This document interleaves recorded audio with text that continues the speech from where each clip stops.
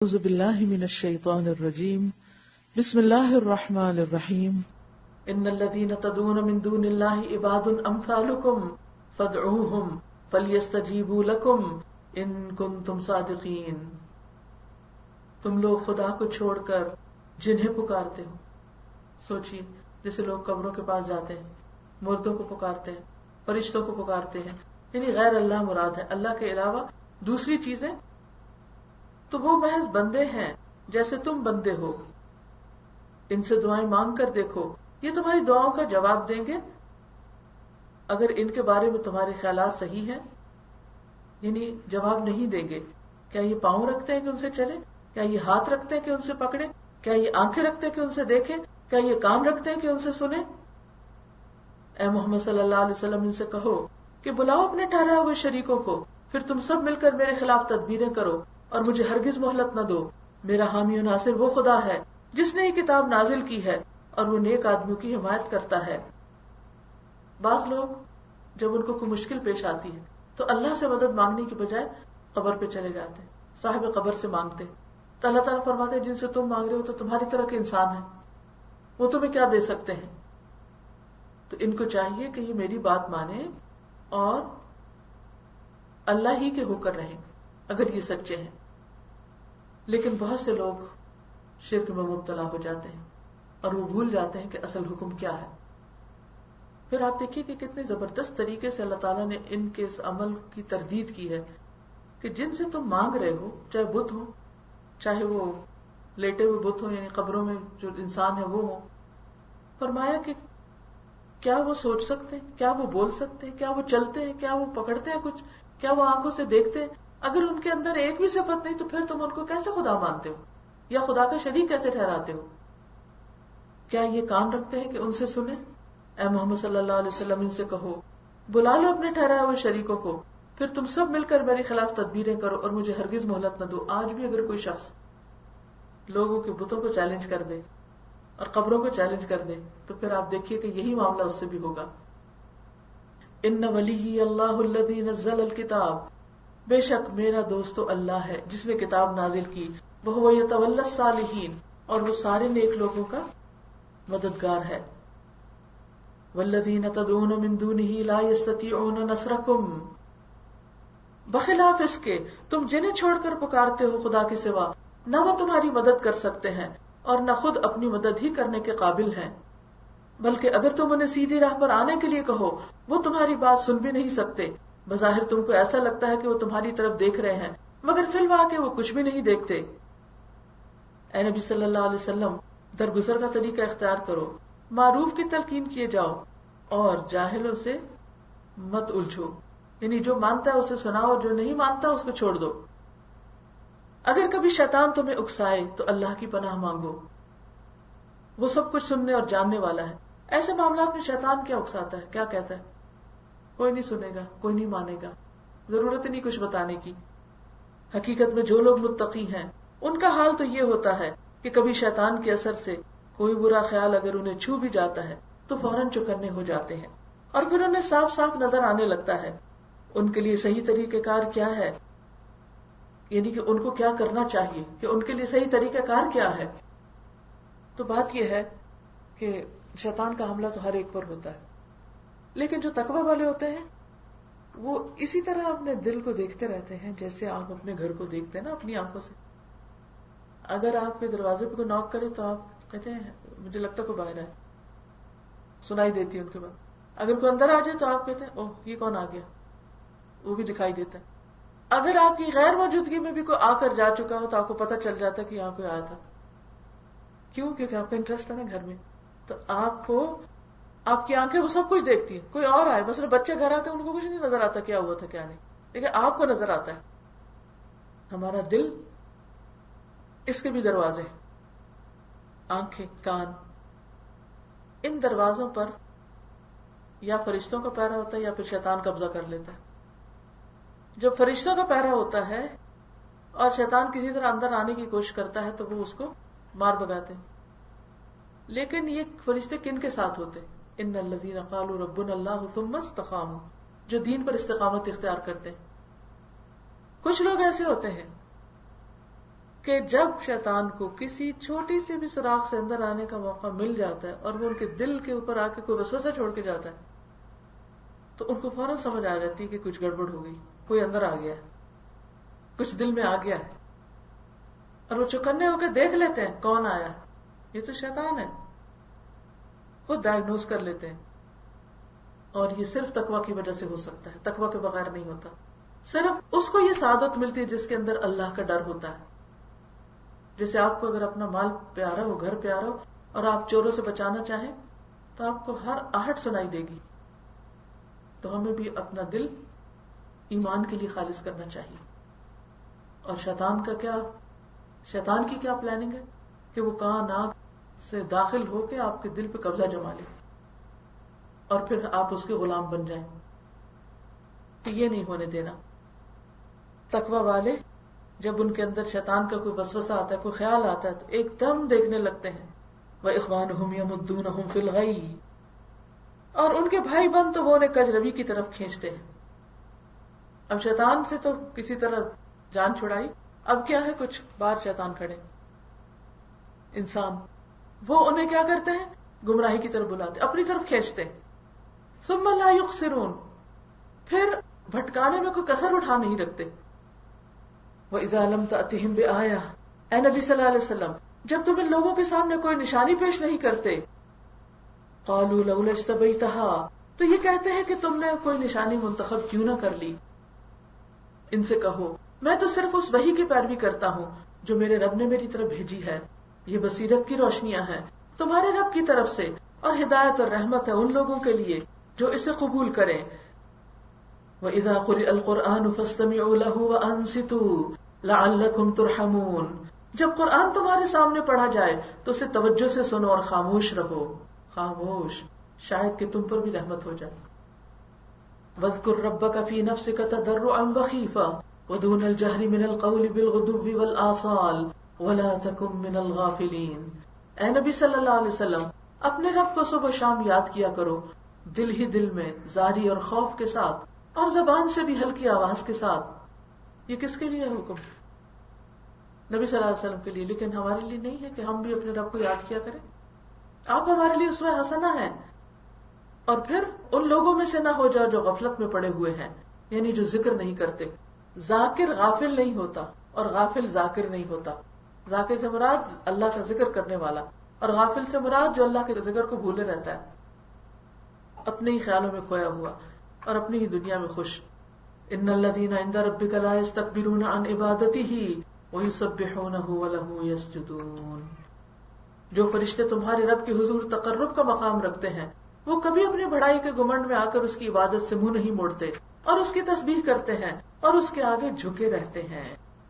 یہ آیت سجدہ ہے جس پر سجدہ تلاوت کیا جاتا ہے، اور سجدہ تلاوت کی دعا ہے سجد وجہی للذی خلقہ وصورہ وشق سمعہ وبصرہ بحولہ وقوتہ فتبارک اللہ احسن الخالقین. میرے چہرے نے اس ہستی کو سجدہ کیا جس نے اسے پیدا کیا، اور اپنی حفاظت اور مدد کے ساتھ اس کے کان اور آنکھیں کھولی، تو اللہ برکت والا اور بہت ہی اچھا پیدا کرنے والا ہے.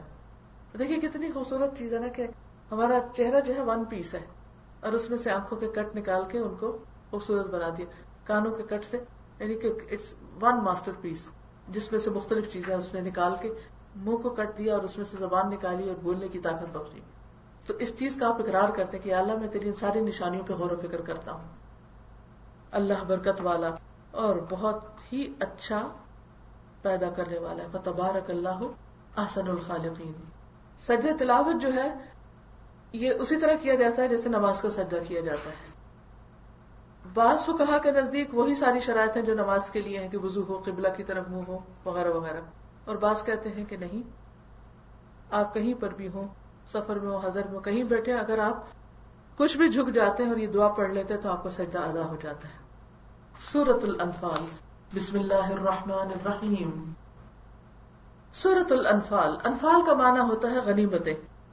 مدینہ جانے کے بعد نبی صلی اللہ علیہ وسلم کو سب سے پہلی جس جنگ سے واسطہ پیش آیا تھا وہ جنگ بدر تھی. اس جنگ میں اللہ کے فضل و کرم سے مسلمانوں کو کامیابی حاصل ہوئی، اور انہوں نے بڑی تعداد میں مال غنیمت حاصل کیا. جب مال غنیمت اکٹھا ہوا تو وہ چند لوگوں کے قبضے میں تھا، چونکہ پہلی جنگ تھی، پہلا موقع تھا، ابھی تک کوئی ایسا قانون اور اصول معلوم نہیں تھا کہ اس کو کیسے تقسیم کیا جائے گا. تو کچھ لوگوں کو یہ خیال ہوا کہ شاید جاہلیت کے طریقے کے مطابق جو لوگ مال غنیمت پر اس وقت قابض ہیں وہ انہی کو مل جائے گا. تو اس پر اللہ سبحانہ وتعالی نے احکامات نازل کر کے بتایا، اور صرف غنیمت کے بارے میں نہیں بتایا بلکہ اس سے متعلق اور بھی بہت سی چیزوں کی اصلاح کر دی. یسألونک عن الانفال، لوگ تم سے انفال کے متعلق پوچھتے ہیں، کہو یہ انفال یعنی غنیمتیں تو اللہ اور اس کے رسول کے لیے ہیں، یعنی تم مال کمانے کے لیے جنگ میں نہیں گئے تھے.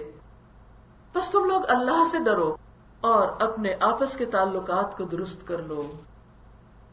مال فتنہ فساد اور باہمی تعلقات کی خرابی کا ذریعہ بنتا ہے، کہیں پر بھی ہو، کسی بھی موقع پر، جب تک ساتھ اللہ کا تقوی نہ ہو. اب ہوا یہ کہ جب غنیمت کچھ لوگوں کے ہاتھ میں تھی تو باقیوں کے دل میں ان کے بارے میں منفی خیالات آنے لگے. تعلقات کی خرابی کا آغاز ہی منفی خیالات سے ہوتا ہے. پہلے بدگمانی ہوتی، پھر انسان اس کو جو دل میں بات آتی وہ کسی اور سے ذکر کرتا ہے. یعنی کوئی بات آپ کو کسی کی پسند نہیں آتی تو آپ اس کو اپنے تک نہیں رہنے دیتے، کیا کرتے ہیں کسی اور سے شیئر کر لیتے. اب اگر آپ کسی شیئر کرتے ہیں اور اگر اس شخص کے اندر خدا کا خوف نہ ہو، تقوی نہ ہو، تو وہ آپ کی ہاں میں ہاں ملا کر الٹی پٹی پڑھاتا ہے. لہٰذا آپ اپنی غلطی پہ اور پکے ہو جاتے ہیں. پھر مزید آپ آگے بڑھتے ہیں اور کسی اور کے ساتھ مل کر اس شخص کے خلاف کوئی اقدام بھی کرنے لگتے ہیں، اور اس طرح باہم لڑائی جھگڑا شروع ہو جاتا ہے. بات کچھ بھی نہیں ہوتی، ایک غلط فہمی سے شروع ہوئی اور کہاں سے کہاں جا پہنچی. اور ایسی غلط فہمیاں عموماً مالی معاملات میں بہت ہوتی، خواہ شوہر بیوی کے درمیان ہو یا رشتہ داروں بہن بھائیوں کے درمیان، جہاں بہت سے مقامات پر صرف لین دین کے جھگڑے ہوتے ہیں. حتیٰ کہ دین کا کام کرنے والوں کے بیچ میں بھی بعض اوقات بڑی بڑی عبادت گاہیں بنا لی جاتی، سینٹرز بنا لیے جاتے، لیکن جو لوگ مل کے اس کو چلا رہے ہوتے ہیں یا کام کر رہے ہوتے ہیں، ان کے باہم ایسے ہی معاملات میں ایک دوسرے پر بد اعتمادی اور شک و شبہات کی وجہ سے سارا مقصد فوت ہو جاتا ہے، ہر چیز پیچھے چلی جاتی ہے اور لوگ مال پر جھگڑنے لگتے ہیں. تو یہاں لوگوں نے پوچھا غنیمتوں کا قانون بتا دیجئے کہ کس کو کیا ملے گا.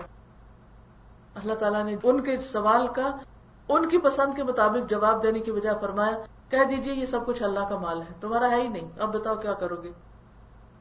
تمہارے لیے لازم ہے کہ اللہ سے ڈرو، فاتقوا اللہ، نیتیں درست کرو، وَأَصْلِحُوا ذَاتَ بَيْنِكُمْ، اور آپس کے تعلقات اچھے رکھو. اصل چیز یہ ہے، دنیا کی نعمتیں مال و دولت اور عہدے نہیں، تعلقات اچھے ہوں تاکہ بحیثیت امت مسلمہ تم وہ کام کر سکو جس کے لیے تمہیں اللہ نے پیدا کیا. وَأَطِيعُوا اللَّهَ وَرَسُولَهُ إِن كُنتُم مُؤْمِنِينَ، اور اللہ اور اس کے رسول کی اطاعت کرو اگر تم مومن ہو. انما المؤمنون الذين اذا ذكر الله وجلت قلوبهم، سچے مومن تو وہ لوگ ہوتے ہیں جن کے دل اللہ کا ذکر سن کر لرز جاتے ہیں، جن کے دل کانپ اٹھتے ہیں، جن کے دلوں میں ایک ارتعاش پیدا ہو جاتا ہے، اور یہ تقوی کی وجہ سے ہوتا ہے. اور جب اللہ کی آیات ان کے سامنے پڑھی جاتی ہیں تو ان کا ایمان بڑھ جاتا ہے. ہم سب بھی اس پر اپنے آپ کو پرکھیں. اور وہ اپنے رب پر اعتماد رکھتے ہیں، توکل کرتے ہیں، جو نماز قائم کرتے ہیں اور جو کچھ ہم نے ان کو دیا ہے اس میں سے ہماری راہ میں خرچ کرتے ہیں. ایسے ہی لوگ حقیقی مومن ہیں، ان کے لیے ان کے رب کے پاس بڑے درجے ہیں، قصوروں سے درگزر ہے اور بہترین رزق ہے. پھر اس کے بعد بتایا کہ اس مال غنیمت کے معاملے میں بھی ویسی صورت پیش آ رہی جیسے اس وقت پیش آئی تھی جبکہ تیرا رب تجھے حق کے ساتھ تیرے گھر سے نکال لایا تھا، اور مومنوں میں سے ایک گروہ کو یہ سخت ناگوار تھا اور وہ اس حق کے معاملے میں تجھ سے جھگڑ رہے تھے، حالانکہ وہ صاف صاف نمایاں ہو چکا تھا. ان کا حال یہ تھا کہ گویا وہ آنکھوں دیکھے موت کی طرف ہانکے جا رہے ہیں، یعنی اس وقت لوگ خطرات کا مقابلہ کرنے سے گھبرا رہے تھے. یاد کرو وہ موقع جبکہ اللہ تم سے وعدہ کر رہا تھا کہ دونوں گروہوں میں سے ایک تمہیں ضرور مل جائے گا. یہ دو گروہ کون سے تھے؟ جنگ بدر پیش اس طرح آئی تھی کہ ابو سفیان جو مشرکین مکہ کا سردار تھا اس وقت، وہ شام سے ایک تجارتی قافلہ جس کی مالیت تقریباً 50,000 اشرفی تھی وہ لے کے مکہ جا رہا تھا. تو مکہ کا راستہ شام سے مکہ کا راستہ مدینہ کے قریب سے گزرتا تھا، تو اس کو خیال آیا کہ کہیں ایسا نہ ہو کہ مسلمانوں کے پاس سے گزرا اور یہ مجھ پر لوٹ مار دے اور میرا مال نہ چھین لے. تو اس نے پہلے سے ہی کسی کو مکہ کی طرف بھیج دیا اور تیز دوڑا کر کہا کہ مجھے ڈر ہے کہ محمد صلی اللہ علیہ وسلم مجھ پر حملہ کریں گے، لہٰذا میری مدد کو پہنچو. اور جانے والے نے جا کر ایسا پیغام دیا کہ سب لوگ بھڑک اٹھے اور وہ فوراً تیار ہو کر نکل آئے مسلمانوں کا مقابلہ کرنے کے لیے. اب مسلمان بیچ میں تھے، ایک طرف سے مکہ سے آنے والا لشکر تھا، دوسری طرف ابو سفیان کا قافلہ تھا. مسلمان کیا چاہتے تھے؟ قافلے کی طرف چلے جائیں تاکہ مال بھی مل جائے اور تھوڑے سے لوگ ہیں، قصہ تمام ہو جائے. اللہ تعالیٰ کیا چاہتا تھا کہ مال نہیں، ادھر آنے والے دشمن کا مقابلہ کرو، اور زندگی اسی میں تھی کہ اس کا مقابلہ کیا جاتا. اگر یہ مال لوٹ بھی لیتے اور دشمن سے چڑھائی کر لیتا تو مال کہاں جاتا، کسی کام کا نہ ہوتا. تو بعض اوقات ہمیں بظاہر وقتی طور پر ایک چیز بڑے فائدے کی نظر آتی اور ہمارا دل ادھر ہی چلا جاتا ہے، لیکن اللہ سبحانہ وتعالیٰ اس سے بڑا فائدہ کہیں اور دکھاتا ہے. تو اس پر فرمایا کہ تم کیا چاہتے تھے؟ تم چاہتے تھے کہ کمزور گروہ تمہیں ملے، مگر اللہ کا ارادہ یہ تھا کہ اپنے ارشادات سے حق کو حق کر دکھائے اور کافروں کی جڑ کاٹ دے، تاکہ حق حق ہو کر رہے اور باطل باطل ہو کر رہ جائے، خواہ مجرموں کو یہ کتنا ہی ناگوار کیوں نہ ہو.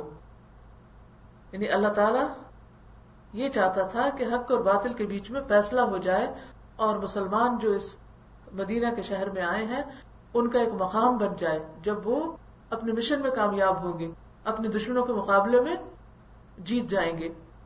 اور وہ موقع جب کہ تم اپنے رب سے فریاد کر رہے تھے، کیونکہ مسلمان تھوڑے تھے 313 اور دشمن 950,000 کے قریب، 3 گنا زیادہ. جواب میں اس نے فرمایا کہ میں تمہاری مدد کرنے کے لیے پے در پے 1000 فرشتے بھیج رہا ہوں. یہ بات اللہ نے تمہیں صرف اس لیے بتا دی کہ تمہیں خوشخبری ہو اور تمہارے دل اس سے مطمئن ہو جائیں، ورنہ مدد تو جب بھی ہوتی ہے اللہ ہی کی طرف سے ہوتی ہے. یقیناً اللہ زبردست اور دانا ہے. اور وہ وقت جب کہ اللہ اپنی طرف سے غنودگی کی شکل میں تم پر اطمینان اور بے خوفی کی کیفیت طاری کر رہا تھا، اور آسمان سے تمہارے اوپر پانی برسا رہا تھا تاکہ تمہیں پاک کرے اور تم سے شیطان کی ڈالی ہوئی نجاست دور کرے اور تمہاری ہمت بندھائے اور اس کے ذریعے سے تمہارے قدم جما دے. وہ یہ کہ مسلمان بھی مدینہ سے باہر چلے گئے اور دشمنوں کا لشکر بھی جہاں آ کر ملا وہ بدر کا مقام تھا. مسلمان چونکہ پہلے پہنچ گئے، انہوں نے بلند جگہ پر قبضہ کر لیا. مخالف جو تھے وہ نچلے سائڈ پر تھے. بارش ہوئی، مسلمانوں نے پانی اکٹھا کر لیا اور دوسرے لوگوں کے لیے کیچڑ ہو گیا. تو اسی کی طرف اشارہ ہے کہ کس کس طرح اللہ نے مدد کی. اور وہ وقت یاد کرو جب تمہارا رب فرشتوں کو اشارہ کر رہا تھا کہ میں تمہارے ساتھ ہوں، تم اہل ایمان کو ثابت قدم رکھو، میں ابھی ان کافروں کے دلوں میں روب ڈالے دیتا ہوں، بس تم ان کی گردنوں پر ضرب اور جوڑ جوڑ پر چوٹ لگاؤ. یہ اس لیے کہ ان لوگوں نے اللہ اور اس کے رسول کا مقابلہ کیا، اور جو اللہ اور اس کے رسول کا مقابلہ کرے اللہ اس کے لیے نہایت سخت گیر ہے. یہ ہے تم لوگوں کی سزا، اب اس سزا کا مزہ چکھو، اور تمہیں معلوم ہو کہ حق کا انکار کرنے والوں کے لیے دوزخ کا عذاب ہے. اے ایمان لانے والو، جب تم ایک لشکر کی صورت میں کفار سے دو چار ہو تو ان کے مقابلے میں پیٹھ نہ پھیرو. جس نے ایسے موقع پر پیٹھ پھیری، اللہ یہ کہ جنگی چال کے طور پر ایسا کرے یا کسی دوسری فوج سے جا ملنے کے لیے، تو وہ اللہ کے غضب میں گر جائے گا. اس کا ٹھکانہ جہنم ہوگا، وہ بہت بری بجائے بازگشت ہے. اس سے یہ پتہ چلتا ہے کہ میدان جنگ سے بھاگنا کبیرہ گناہ ہے. اگر ایک دو لوگ بھی بھاگتے تو باقی بھی ڈر کے بھاگنے لگتے اور بھیڑ چال شروع ہو جاتی. تو جب اللہ کسی بندے کو نیکی کے ایک کام میں حصہ ڈالنے کا موقع دے تو خواہ وہ کام مشکل ہو پھر اس سے بھاگنا نہیں چاہیے، چیلنجز کو قبول کرنا چاہیے. سکسیسفل پیپل جو ہوتے ہیں وہ زندگی میں چیلنجز کو قبول کرتے ہیں اور ان کا مقابلہ کرتے ہیں، لیکن لوزر جو ہوتے ہیں وہ چیلنجز سے بھاگتے ہیں. تو یہاں پر ایک بہت بڑی حقیقت کی طرف اشارہ کیا گیا اور اس پر سخت سزا بھی بتائی گئی کہ چاہے کو اللہ کے راستے میں لڑنے کے لیے نکلا ہے، لیکن اگر وہ میدان جنگ چھوڑ کے بھاگ نکلے گا، پیٹ پھیرے گا، تو مأواہ جہنم وبئس المصیر فلم تقتلوہم ولکن اللہ قتلہم.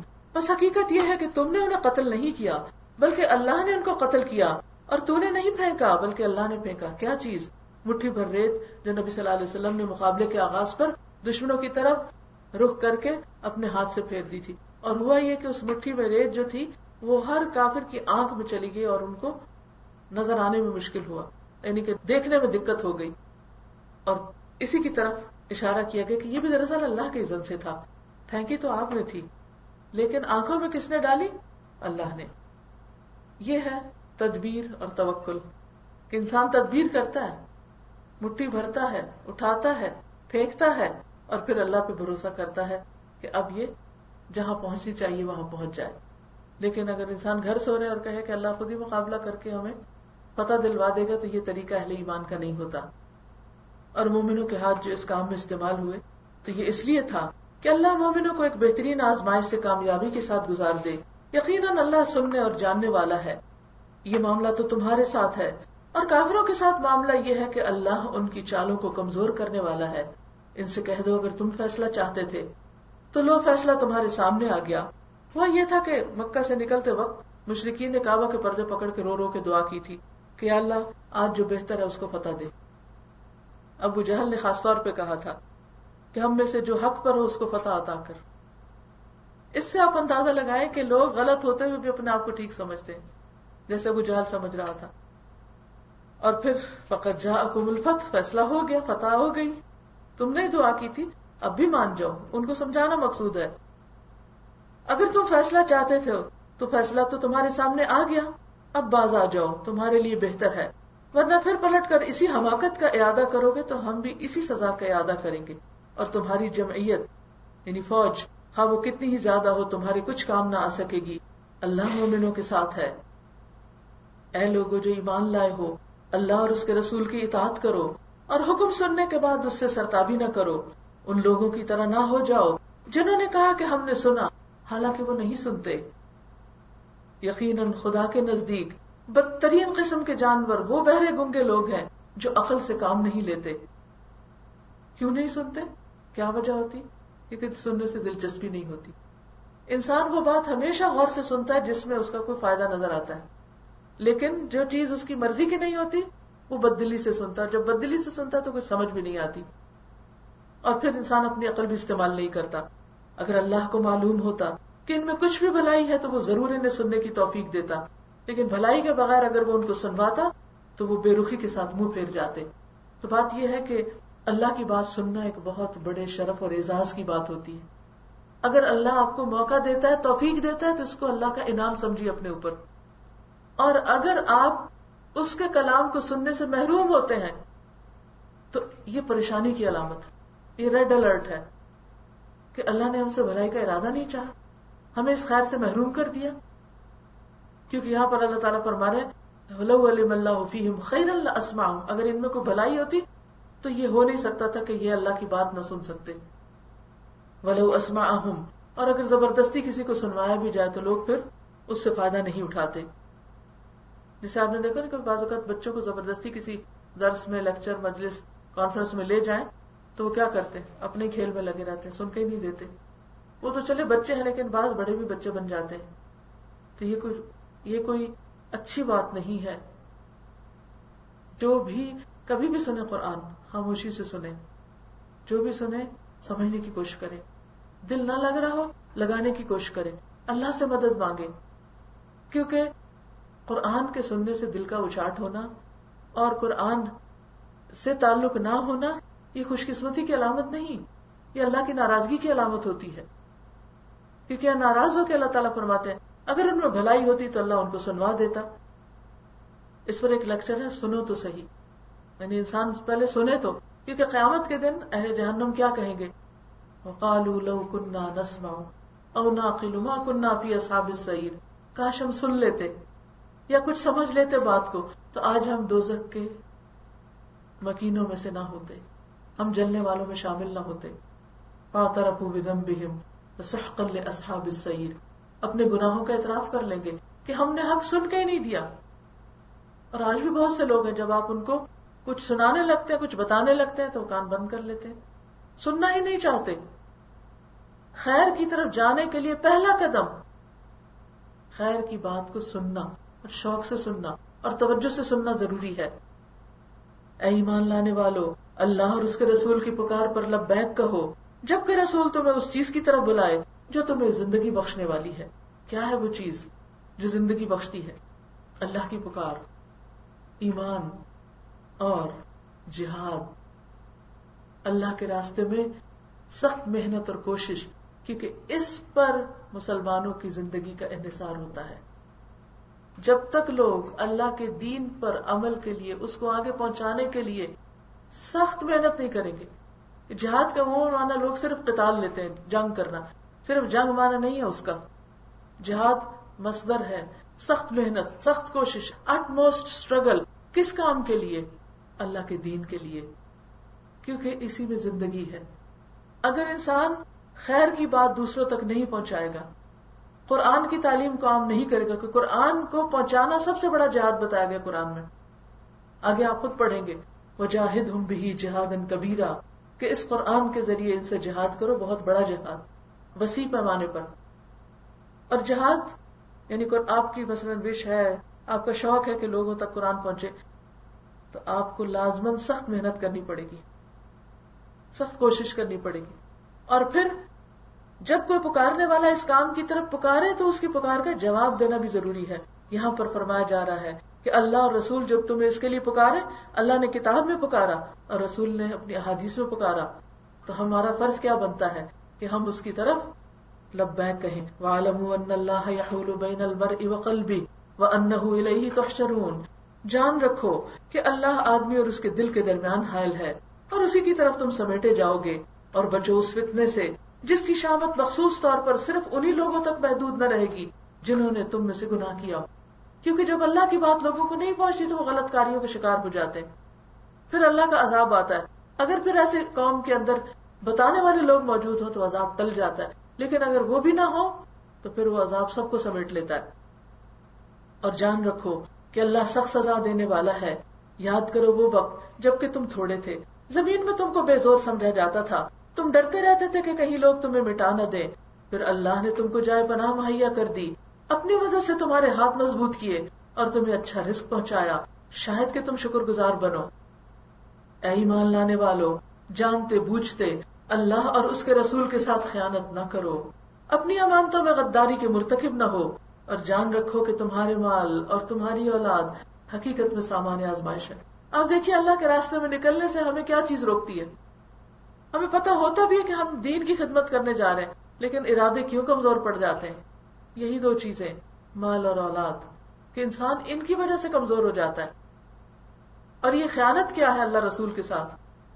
کہ انسان جس چیز کی طرف بلا رہے ہیں اس پر لبیک کہے تو بے دلی کے ساتھ، وہ کام کرے تو بے دلی کے ساتھ، اور نہ صرف یہ کہ اس کو بلکہ کسی بھی حکم کو اسی طرح لے، اور پھر اپنی امانتوں میں خیانت کے مرتکب نہ ہو.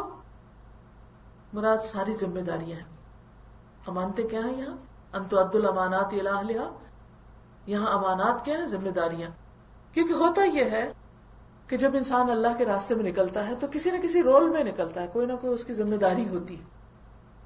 مثلا اگر آپ قرآن کی تعلیم دینا شروع کرتے ہیں تو ایک استاد ہوتا ہے جو پڑھاتا ہے، اگر وہ پڑھانے کا حق ادا نہیں کرتا تو وہ خیانت کر رہا ہے. طالب علم ہوتا ہے جو پڑھتا ہے، اگر وہ ڈنڈی مار رہا ہے، صحیح نہیں پڑھ رہا، وہ خیانت کر رہا ہے. اس کے علاوہ اور بہت سے لوگ مددگار ہوتے ہیں، تو جو جس کیپیسٹی میں جس رول میں بھی کام کر رہا ہے، اگر وہ اس کا حق ادا نہیں کر رہا تو یہ خیانت ہوتی ہے. اور خصوصاً دین کے کام میں اللہ اور رسول کے ساتھ خیانت ہوتی، کسی انسان کے ساتھ معاملہ نہیں ہوتا. کوئی انسان نہ بھی دیکھے تو نہ دیکھے، لیکن انسان اپنے طور پر حق ادا کرے. وَاعْلَمُوا أَنَّمَا أَمْوَالُكُمْ وَأَوْلَادُكُمْ فِتْنَةٌ وَأَنَّ اللَّهَ عِندَهُ أَجْرٌ عَظِيمٌ. اور اللہ کے پاس اجر عظیم ہے. اجر عظیم کے لیے کار عظیم چاہیے، پھر کوشش بھی بڑی چاہیے، کیونکہ لِكُلٍّ دَرَجَاتٌ مِّمَّا عَمِلُوا. یا ایھا الذین آمنوا ان تتقوا اللہ یجعل لکم فرقانا. اے ایمان لانے والو، اگر تم تقوی اختیار کرو گے، اللہ سے ڈرو گے، تو اللہ تمہارے لیے کسوٹی وہاں پہنچا دے گا، تمہیں کرائیٹیریا دے دے گا. کیونکہ ہوتا پتہ کیا ہے، یہ بیلنس رکھنا بڑا مشکل ہے کہ اس وقت کس کا حق زیادہ ہے. اللہ رسول کی پکار پر جو لبیک کہی ہے وہ کام کریں، یا اب مال اور اولاد کی طرف توجہ دیں. اور یہ ڈائلیما ہر شخص کی زندگی میں ہوتا ہے، جو بھی اللہ کے کام کے لیے نکلتا ہے، چاہے تھوڑا کرے یا زیادہ کرے. اور انسان ذمہ داریاں ادا کرتا ہی چلا جاتا ہے. اس چیز کو پکڑتا ہے تو اس کا سرا چھٹ جاتا ہے, ادھر جاتا ہے تو ادھر. تو ایک مسلسل جو ہے مسلسل ہوتی کوشش ہوتی. اس کے لیے انسان اس سے پوچھتا ہے, اس سے پوچھتا ہے. ٹھیک ہے, لوگ آپ کو کوئی ایک مشورہ دے دے گا, کوئی کہے گا یہ زیادہ کرو, کوئی کہے گا وہ زیادہ کرو. اصل مشورہ آپ کو اپنے دل سے کرنا چاہیے. ان تتقوا اللہ, تقوی ہے دل میں تو روشنی ہے. یجعل لکم فرقانا, بالکل واضح کر دے گا معاملات کو کہ تمہیں کس وقت میں کیا کرنا چاہیے, ذمہ داریوں کو ادا کرنے کے لیے کیا ہونا چاہیے کہ خیانت نہ ہو, اور کہاں مال اور اولاد فتنہ ہے اور کہاں اولاد اور مال کا حق ہے. آپ دیکھیے, مال اولاد کو ہم اپنی چیز سمجھتے ہیں. جس دن دین کے کام کو اپنی چیز سمجھ لیا, اس سے اتنا پیار ہو گیا جتنا اپنی اولاد سے ہے یا جتنا اپنے مال سے, تو کیا ہوگا خود ہی سمجھ آ جائے گی کہ کیا کرنا چاہیے اور کیا چھوڑنا چاہیے. اب فرق یہ ہے کہ اولاد نمبر 1 ہوتی ہے, نمبر 2 مال ہوتا ہے, اور دین نمبر 3 ہوتا ہے, 3rd پرائرٹی پہ آتا ہے یا نہیں؟ ایسے ہی جاب میں کوئی مشکل ہو رہی ہے تو بعد میں کر لیں گے دین کا کام, اولاد کو کوئی پرابلم ہے پھر ہو جائے گا, اور دین وہ فارغ وقت کی مصروفیت ہے, کنوینئنس کے ساتھ, کوئی پرسنل کمٹمنٹ نہیں. اب کیا ہوتا ہے کہ انسان کبھی گلٹ کا شکار ہوتا ہے, کبھی کچھ کرتا بھی ہے تو بددلی سے, اولاد کے کام کرتا ہے تو بددلی سے, دین کا کام کرتا ہے تو بددلی سے, کچھ بھی کر نہیں پاتا. تو ایسے میں انسان کو اللہ کی طرف رجوع کرنا چاہیے, اور ہمیشہ بیلنس کو قائم رکھنے کے لیے دیکھنا چاہیے. اچھا, مال کو اتنا وقت دے دیا, اولاد کو اتنا دے دیا, اب اتنا دین کو بھی تو دینا چاہیے نا. ٹائم مینجمنٹ کریں, تقسیم کریں اوقات کو, اور پھر جہاں ترجیح کی بات آئے وہاں بہرحال اللہ کی اطاعت اور اللہ کا کام ترجیح رکھتا ہے. کبھی ایسا ہوتا ہے کہ انسان کو مال کی قربانی دینی پڑتی, وہ پیچھے چلا جاتا ہے. کبھی ایسا ہوتا ہے کہ تھوڑا سا بچوں کو چھوڑنا پڑتا ہے. مثلا صحابہ کرام جب بھی جہاد میں جاتے تھے تو بچے تو نہیں جاتے تھے ساتھ, کئی دن گزر جاتے تھے. اور نبی صلی اللہ علیہ وسلم کے زمانے میں تو پھر بہت محدود وقت کے لیے وہ جنگوں پہ جاتے تھے لوگ. بعد کے دور میں آپ دیکھیں, حضرت عمر کے دور میں ہر 4 مہینے کے بعد ان کو بلایا جاتا تھا فوجوں کو واپس. آخر انہوں نے بھی تو جان اور مال کی قربانی کی, تبھی یہ دین ہم تک پہنچا, ورنہ آج یہاں تک نہ پہنچتا. تو ہر دور میں کچھ لوگ ضرور ایسے ہوتے ہیں کہ جو قربانیوں کی سطح پر دین کا کام کرتے ہیں, اور کچھ لوگ پھر نارمل روٹین میں رہ کے کرتے, اور کچھ بھی نہیں کرتے. آگے مزید آیات میں ان کا فرق واضح ہو جائے گا. فرمایا اللہ نے تمہارے اندر فرقان رکھ دیا ہے, تقویٰ ہوگا تو نظر آ جائے گا, اور پھر کبھی بیشی تو ہوگی, لازمی ہوگی, کبھی اس کا حق کم ہوگا کبھی اس کا, تو پھر اللہ معاف کرے. یکفر عنکم سیئاتکم, تمہاری برائیوں سے خطاؤں سے درگزر کرے گا. ویغفر لکم, تم کو معاف بھی کر دے گا. واللہ ذو الفضل العظیم, اور اللہ بڑے فضل والا ہے. وہ وقت بھی یاد کرنے کے قابل ہے جب منکرین حق تیرے خلاف تدبیریں سوچ رہے تھے کہ تجھے قید کر دیں یا قتل کر ڈالیں یا جلا وطن کر دیں. وہ اپنی چالیں چل رہے تھے اور اللہ اپنی چال چل رہا تھا, اور اللہ سب سے بہتر چال چلنے والا ہے. اشارہ ہے ہجرت سے پہلے کے دن کی طرف کہ جب دار الندوہ میں سارے بڑے بڑے سردار جمع ہو کر یہ فیصلہ کر رہے تھے کہ اب آخری بار کیا کیا جائے کہ ہم اس مشکل سے نکل آئیں. تو کسی نے مشورہ دیا کہ محمد صلی اللہ علیہ وسلم کو قید کر دیا جائے, کسی نے کہا نہیں قتل کر دیا جائے, کسی نے کہا کہ ان کو یہاں سے نکال ہی دیا جائے. بہرحال یہ پورے واقعات تاریخ کے لکھے ہوئے ہیں. تو وہ بالآخر اس پہ متفق ہوئے کہ آپ کو قتل کر دیا جائے. جو ہی صبح آپ اپنے گھر سے نکلے تو سب قبیلے ایک ایک نمائندہ مل کے آپ پر حملہ آور ہو جائے, کیونکہ ایک قبیلہ ذمہ داری نہیں لینا چاہتا تھا, کیونکہ سب اس پہ مشکل آ جاتی. اور ادھر اللہ سبحانہ وتعالیٰ نے ہجرت کا حکم دے دیا, اونٹنیاں تیار ہو گئی اور سارے انتظامات مکمل ہوئے. عین اس رات جب آپ نے نکلنا تھا دشمنوں کے گھیرے میں سے اس طرح نکل آئے کہ اللہ نے ان کو اس وقت سلا دیا اور آپ اپنی منزل پہ پہنچ گئے. وَيَمْكُرُونَ وَيَمْكُرُ اللَّهُ وَاللَّهُ خَيْرُ الْمَاكِرِينَ. ہوتا یہی ہے جب انسان اللہ کے لیے خالص ہوتا ہے تو دشمنوں کے نرغے سے بھی یوں نکال کے لے جاتا ہے مشکل سے. اب ہمارے سامنے ہو سکتا ہے ایسے لوگ نہ ہو کہ جو ہماری جان لینے ہمارے دروازے پہ کھڑے ہو, لیکن بہت سے حالات کبھی ایسے تنگ ہو جاتے ہیں کہ جس میں لٹرلی انسان یوں محسوس کرتا ہے کہ جیسے وہ دشمنوں کے نرغے میں گرا ہوا اور اس کے لیے کوئی وے آؤٹ نہیں کہ کچھ کر سکے. لیکن جب انسان اللہ پہ بھروسہ کرتا ہے اور اللہ کو پکارتا ہے تو اللہ تعالیٰ اسی طرح, کیونکہ اس فوراً پیچھے زندگی دینے والی بات، پھر امانتوں کی ادائیگی، پھر تقویٰ اور فرقان کی بات کے بعد فوراً یہ واقعہ پیش کیا کہ دیکھو وہاں اللہ نے کیسے مدد کی تھی، اللہ تمہاری بھی اسی طرح مدد کرے گا. مشکلات تو ہوں گی لیکن اسی سے نکل کر کامیابیاں بھی ہیں. وَإِذَا تُتْلَىٰ عَلَيْهِمْ آيَاتُنَا، اور جب ان کو ہماری آیات سنائی جاتی تھی تو کہتے تھے کہ ہاں سن لیا ہم نے، ہم چاہیں تو ایسی ہی باتیں ہم بھی بنا سکتے ہیں. یہ تو وہی پرانی کہانیاں ہیں جو پہلے سے لوگ کہتے چلے آ رہے ہیں. اور وہ بات بھی یاد ہے جو انہوں نے کہی تھی کہ خدایا اگر یہ واقعی حق ہے اور تیری طرف سے ہے تو ہم پر آسمان سے پتھر برسا دے. یہ اہل مکہ کہا کرتے تھے کہ اگر محمد صلی اللہ علیہ وسلم حق پر ہے تو ہم پہ عذاب کیوں نہیں آ جاتا، یا کوئی دردناک عذاب ہم پر لے آ. اس وقت تو اللہ ان پر عذاب نازل کرنے والا نہ تھا جبکہ تو ان کے درمیان موجود تھا، اور نہ اللہ کا یہ قاعدہ ہے کہ لوگ استغفار کر رہے ہوں اور وہ ان کو عذاب دے دے. جب تک لوگ استغفار کرتے ہیں عذاب سے بچے رہتے ہیں.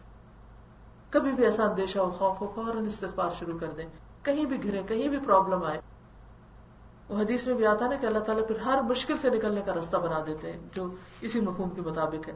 لیکن اب کیوں نہ وہ ان پر عذاب نازل کرے جبکہ وہ مسجد حرام کا راستہ روک رہے ہیں. حالانکہ وہ اس مسجد کے جائز متولی نہیں ہے، اس کے جائز متولی تو صرف اہل تقوی ہی ہو سکتے ہیں. مگر اکثر لوگ اس بات کو نہیں جانتے. بیت اللہ کے پاس ان لوگوں کی نماز کیا ہوتی ہے؟ بس سیٹیاں بجاتے اور تالیاں پیٹتے ہیں. بس اب لو اس عذاب کا مزہ چکھو اپنے اس انکار حق کی پاداش میں جو تم کرتے رہے ہو.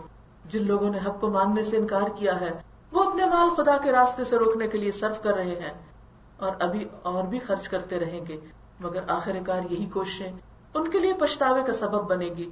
پھر وہ مغلوب ہوں گے، پھر یہ کعبے جہنم کی طرف گھیر لائے جائیں گے تاکہ اللہ گندگی کو پاکیزگی سے چھانٹ کر الگ کرے اور ہر قسم کی گندگی کو ملا کر اکٹھا کرے، پھر اس پلندے کو جہنم میں جھونک دے. یہی لوگ اصل دیوالیے ہیں. یہاں مسلمانوں کو ایک طرف جہاد کا حکم دیا کہ دوسری طرف بتایا گیا کہ دیکھو جو قوتیں دین کے خلاف کام کر رہی ہیں وہ کتنی محنت کر رہی ہیں، وہ کتنے مال لگا رہے ہیں، وہ کتنی ایفرٹس لگا رہی ہیں، اور ان کی ایفرٹس یوں برباد ہونے والی اور تمہاری ایفرٹس کامیاب ہونے والی، اور پھر بھی تم کچھ نہیں کرتے. اے نبی صلی اللہ علیہ وسلم ان کافروں سے کہو اگر اب بھی باز آ جائیں تو جو کچھ پہلے ہو چکا اس سے درگزر کر لیا جائے گا، لیکن اگر یہ اسی پچھلی روش کا اعادہ کریں گے تو گزشتہ قوموں کے ساتھ جو کچھ ہو چکا وہ سب کو معلوم ہے. اے ایمان لانے والو ان کافروں سے جنگ کرو یہاں تک کہ فتنہ باقی نہ رہے اور دین پورے کا پورا اللہ کے لیے ہو جائے. پھر اگر وہ فتنے سے رک جائیں تو ان کے اعمال کا دیکھنے والا اللہ ہے، اور اگر وہ نہ مانے تو جان رکھو کہ اللہ تمہارا سرپرست ہے. ان اللہ مولاکم نعم المولا و نعم النصیر، اور وہ بہترین مولا اور بہترین مددگار ہے. وآخر دعوانا ان الحمد للہ رب العالمین. سبحانک اللہم و بحمدک نشہد ان لا الہ الا انت نستغفرک و نتوب الیک.